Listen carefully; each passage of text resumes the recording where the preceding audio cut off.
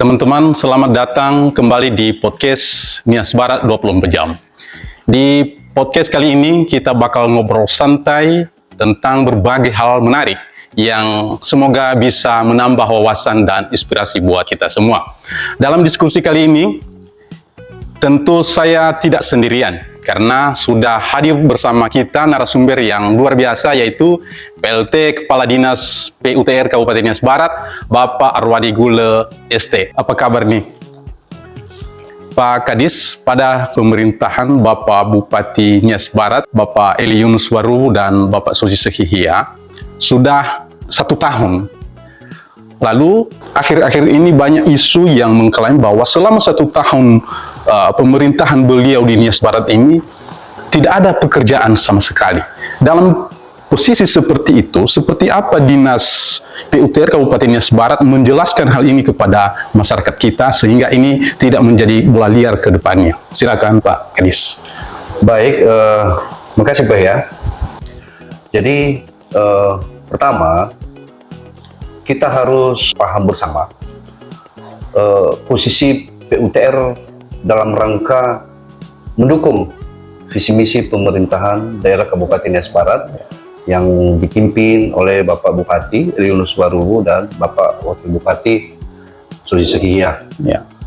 Nah, sesuai dengan visi misi bahwa PUTR mengintervensi misi ketiga, meningkatkan pembangunan dan meningkatkan infrastruktur dasar sebagai fasilitas pendukung untuk kesejahteraan rakyat. Ya.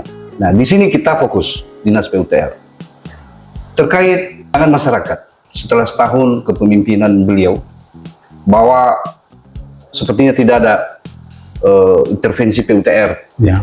dalam hal meningkatkan pembangunan infrastruktur tadi. Ya. Ya. Dalam era informasi, masyarakat punya hak berbicara dan menyampaikan pendapat. Itu harus kita hormati. Ya. Tapi kita di Dinas PU tidak terganggu dengan itu, tapi tetap kita fokus dalam tugas pokok dan fungsi PUTR itu sendiri. Ya. Kalau kita kembali ke belakang selama setahun ya kepemimpinan beliau, dari tanggal 20 Februari tahun 2025 sampai 20 Februari 2026, itu sudah setahun. PUTR sudah melakukan banyak hal. Ya, PUTR perlu penegasan bahwa Dinas PUTR itu menyelenggarakan 2 urusan. Yang pertama, urusan pemerintahan di bidang pekerjaan umum dan tata ruang. Lalu urusan bidang pertanahan.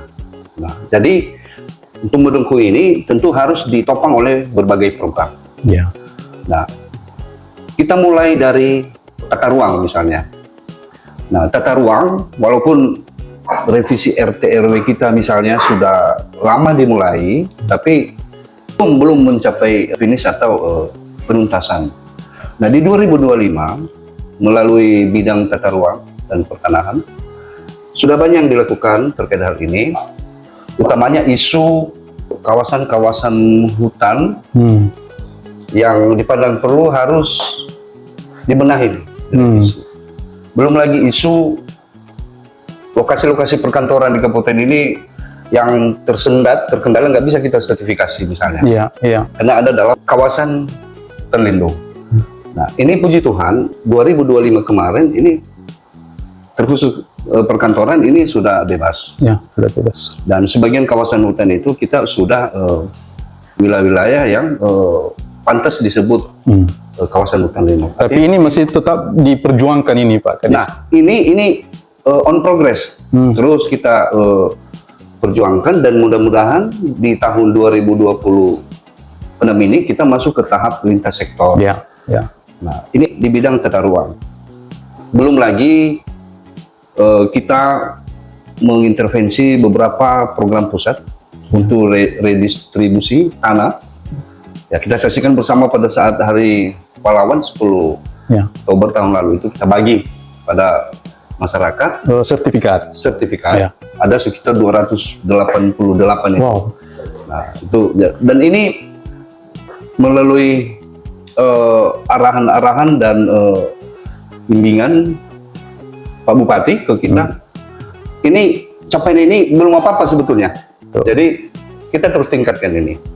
Nah, di bidang tata ruang dan pertanahan. Kita kembali ke bidang lain misalnya, bidang sumber daya air. Ya.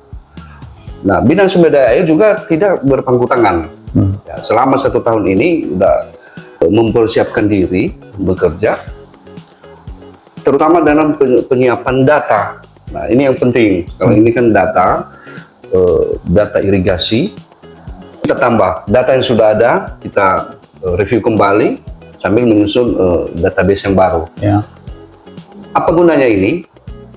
Di masa-masa efisiensi yang semua kita sudah tahu dan paham betul, nah kita mengambil peran untuk bersiap diri, berkompetisi manakala provinsi dan pusat memberikan skema-skema bentuk-bentuk intervensi pembangunan yang didanai pusat, daerah ikut mengikuti skema itu. Ya. Nah, 2025 ini udah kita buktikan ini Pak ya, udah kita buktikan ini, udah mengikuti 2025, mengusulkan beberapa bangunan-bangunan irigasi, dan puji Tuhan kita Nias Barat mendapat alokasi. Ya. Ada 2 itu, ada di Sawah Ba'a dan ada di Sawah Walosui di Kecamatan Moroe. Itu sudah dikerjakan tahun 2025 atau Sudah dikerjakan tahun 2025 dan menyeberang di tahun 2026 ya. untuk penyelesaiannya. Memang pekerjaan ini adalah dikerjakan oleh langsung balai, Ya. tapi daerah dalam kapasitas ini sebagai penerimaan manfaat. Tapi ya. usulannya murni dari pemerintah daerah. Nah, ini yang saya maksud tadi, kita bergerak. Kita berharap di 2026 segera dibuka skema ini, dan Dinas PUTR melalui PSDA udah siap ini mengikuti program usulan-usulan ini. Nah, bidang penataan bangunan gedung atau di sini Cipta Karya, Ya. memang 2025 kita hanya beberapa mengintervensi perbaikan gedung. Nah, ini terlepas dari keterbatasan anggaran kita. Tapi perlu diketahui bahwa sejak tahun 2026 ini, sistem penyediaan air minum dan sanitasi sudah masuk ke PU. Ya. Nah, jadi yang kita lakukan sejak tahun 2025, teman-teman di bidang Cipta Karya itu persiapan untuk sistem penyediaan air minum terkhusus di ibu kota.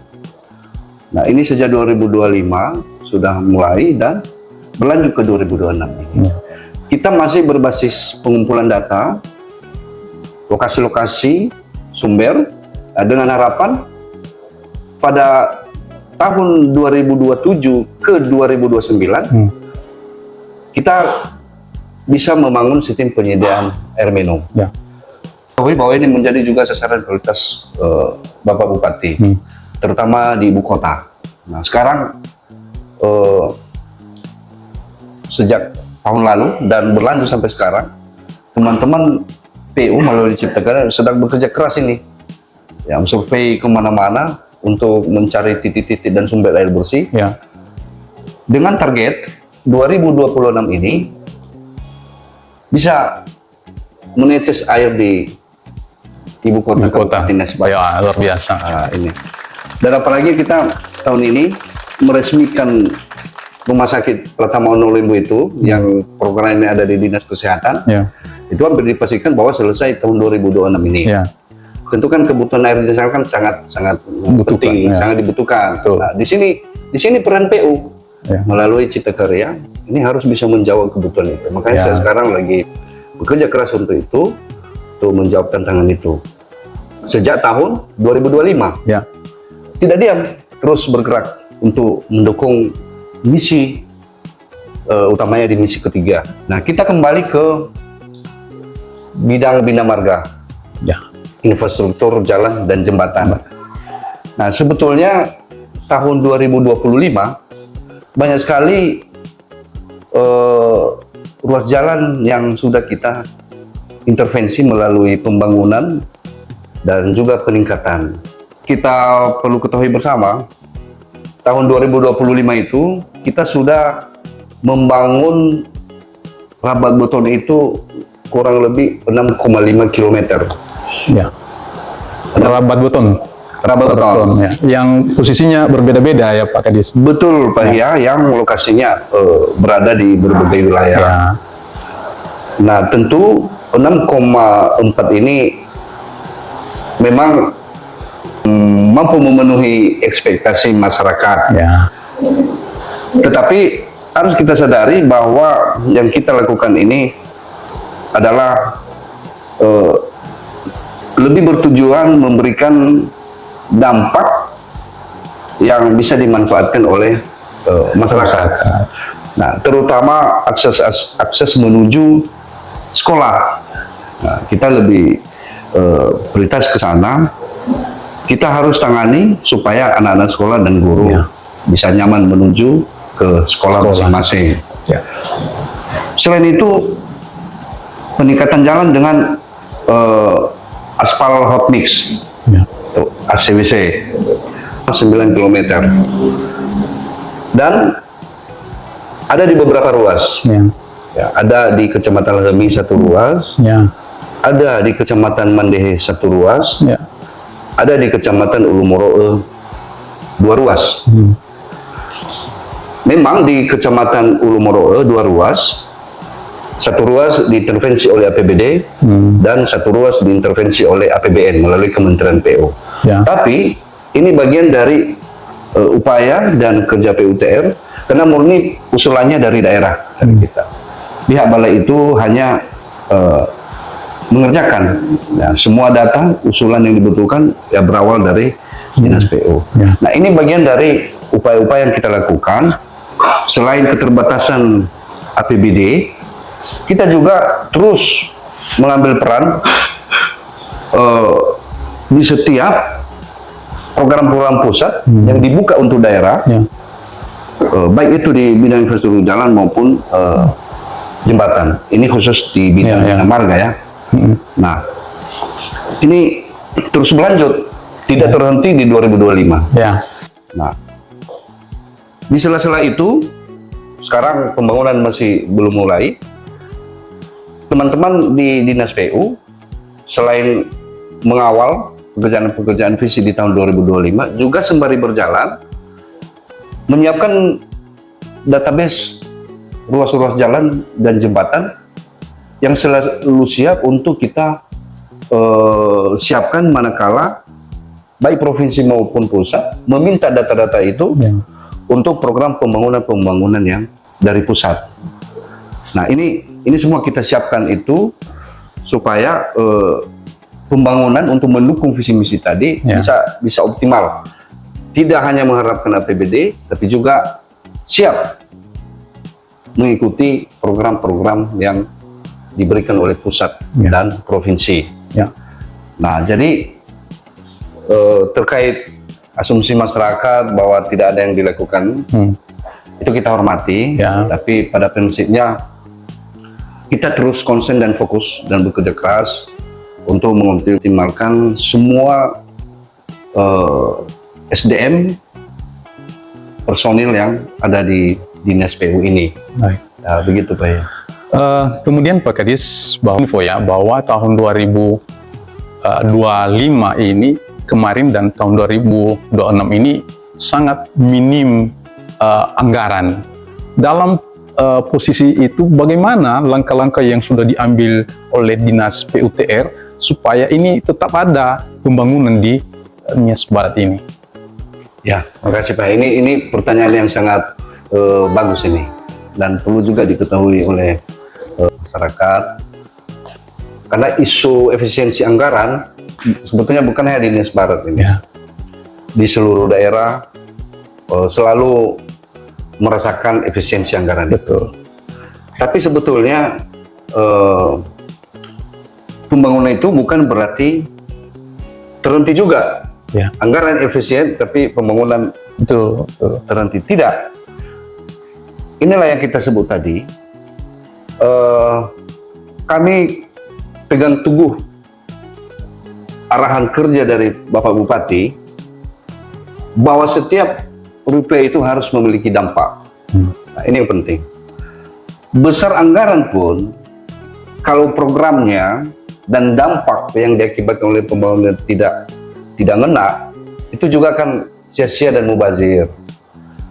Anggaran kecil tapi tepat sasaran dan langsung memberikan dampak, ini juga akan lebih dirasa bermanfaat kalau ini bisa dilakukan. Jadi kami pegang teguh itu, setiap satu rupiah harus memiliki dampak. Nah, kami akan mau terapkan 2026 ini bahwa titik-titik intervensi pembangunan harus betul-betul tepat sasaran. Ya. Nah, ini pahit memang, pahitnya keinginan masyarakat kita ya. Tapi kami mau coba 2026 ini bahwa intervensi lokasi-lokasi pembangunan itu harus betul-betul yang memberikan dampak. Seperti contoh di infrastruktur jalan misalnya. Kita fokus dulu di ibu kota ini. Jejaring jalan yang menuju ibu kota itu lebih gitu utamakan dulu. Supaya ibu kota ini bisa hidup. Ya, akses ibu kota bisa hidup. Nah, baru disertai dengan yang menghubungkan ibu kota ke kecamatan. Nah, kalau kita kembali ke belakang, tinggal sedikitnya sebetulnya yang belum rampung dengan peningkatan RKT ini tahun 2025. Akses kecamatan Ulumoro ke ibu kota kan sudah bagus, dan waktu yang dibutuhkan untuk ke ibu kota kan tinggal sedikit. Kalaupun ada segmen yang masih sisa, yakinlah dengan visi misi Pak Bupati itu hanya masalah waktu aja kita akan tuntaskan. Tapi setidaknya sekarang kalau kami ke lapangan, banyak saudara-saudara kita sudah mulai merasakan dampak dari pembangunan ruas jalan itu. Terlepas dari ada hal-hal yang kurang memuaskan, dan saya pikir itu bagian dari kewajiban kita untuk terus memonitor dan memperbaiki. Nah, itu tadi. Jadi dalam konteks efisiensi anggaran itu, pertama APBD yang ada yang diberikan ke Dinas PU untuk meningkatkan pembangunan, yang meningkatkan infrastruktur dasar untuk mendukung kesejahteraan rakyat. Nah, pertama itu harus betul-betul digunakan uang ini untuk sasaran prioritas sesuai dengan visi misi, dan harapannya bisa memberikan dampak langsung kepada masyarakat, ke sentra-sentra pertanian, ke pusat ekonomi rakyat. Seperti contoh satu ruas kita bangun di Mandehe misalnya kan, tapi langsung kena dia di pasar Mandehe. Jadi orang sekarang sudah lebih eksis menuju pasar, nyaman Pak ya. Nyaman. Nah, selain itu upaya-upaya lain ya, itu tadi ya pertanyaan Pak ya, upaya lain ya. Nah, itulah yang saya jelaskan tadi. Kita ada program-program yang kita ikuti di pusat, baik itu impres jalan daerah, impres irigasi, juga sistem penyediaan air minum dari pusat. Nah, ini saya bilang tadi, kami PU semua bergerak ini sembari mengawal pekerjaan di lapangan. Tim juga melakukan survei dan menyiapkan data-data yang dibutuhkan untuk itu. Peluang dan berkah juga ini. Misalnya program Presiden untuk mendukung pendidikan. Nah, itu ada itu. Nah, itu Dinas PU udah siap juga itu. Hari ini diminta data, saat itu kita bisa langsung kirim ke pusat. Nah, ini lebih banyak di institusi TNI ini, dan belakangan juga institusi Polri meminta juga data itu. Nah, kita udah siap diminta saat ini, tidak berlama-lama langsung kita kirim, karena tadi saya udah bilang teman-teman sudah melakukan pendataan survei, ya, ada batasan fiskal daerah tadi, itu kan. Dan seperti contoh Pak Hia, kita tahu jembatan gantung di Onana Melutelu, Mandehe Barat, Onana Melutelu, yang menghubungkan Hili Daura dengan Onana Melutelu. Nah, itu dari bagian program Presiden Prabowo untuk mendukung pendidikan. Nah, itu data dan usulan itu dari kita. Nah, tahun lalu. Nah, itulah yang kita Tapi sekarang sedang dikerjakan. Sedang dikerjakan. Mungkin progres mereka sekarang sudah mencapai 60%. Dan banyak beberapa titik di 8 kecamatan Kabupaten Nias Barat, dia sudah ada di bank data mereka. Tinggal kapan lonceng itu berbunyi, maka pembawaan itu akan hadir di tengah-tengah masyarakat kita. Baik. Demikian Pak ya, Baik. untuk menjawab yang tadi. Sahabat teman-teman semua, demikian diskusi kami bersama Kepala Dinas PUTR Kabupaten Nias Barat. Semoga diskusi ini bisa menjawab dari setiap pertanyaan dari masyarakat Nias Barat dan semoga ini menjadi pencerahan bagi kita semua. Ya,